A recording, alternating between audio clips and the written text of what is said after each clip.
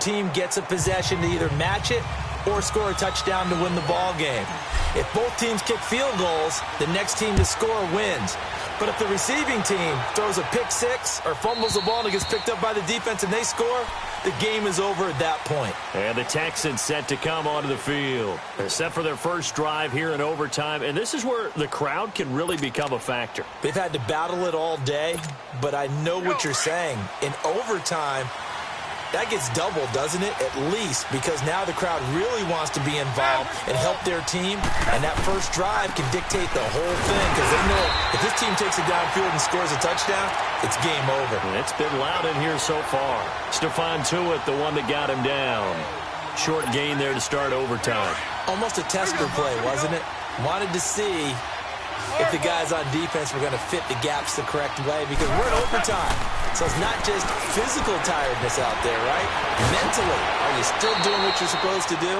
And they were up to the task on that play. And it's certainly fatigue on both sides of the football. 4 yards on the completion, and it sets up a third down. It's 3rd and 4. Big play here, trying to keep this opening drive of overtime alive.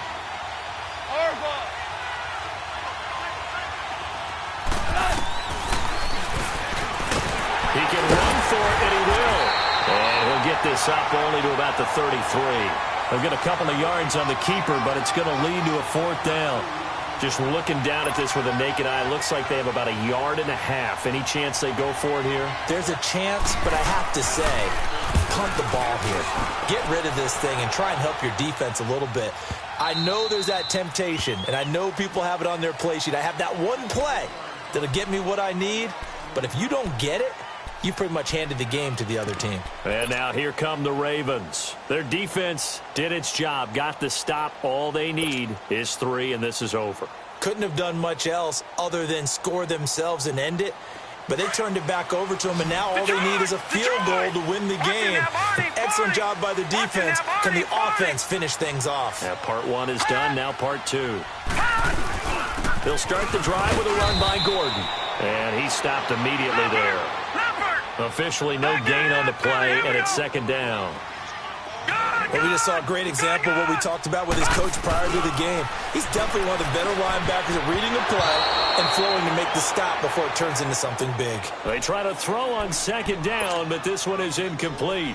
Another nice job there defensively. They've really stymied their passing attempts, and it continues in overtime. And for them to do that, that means they've had to be cohesive on defense. Pressure in the quarterback's face, good coverage of not just the wide receivers, but the tight end, the running backs when they try and slip out, and making sure they're at the point of attack. When the ball's in the air, they get there and help force some of those incompletions. Slipped one tackle, but no more as he's knocked to the deck behind the line of scrimmage.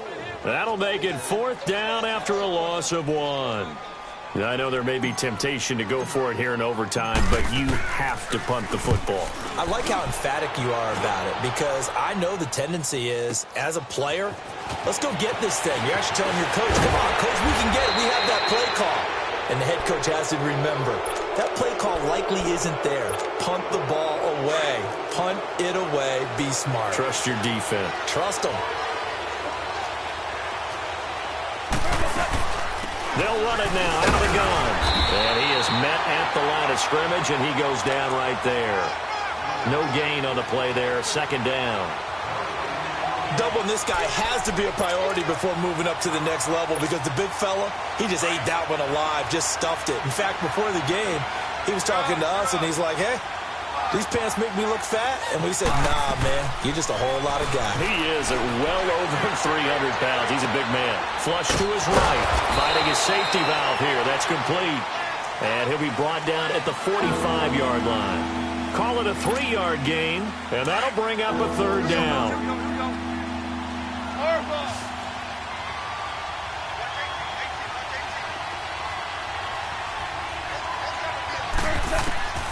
Out of the gun. Goff. Flushed out right. Coleman has it here right side. And he'll go down shy of the 40 at the 41. They stop him for only 3 that time, and that'll bring up 4th down. He was out there waving his arms, and when you got a quarterback out of the pocket looking for any help, I guess waving the arms is helpful. It certainly is, because you got to get his attention, because now you're in scramble drill. So everyone's adjusting their routes, finding open space, and he found the right spot for the completion. And he got it. The kick is good. In overtime, he's able to split the uprights.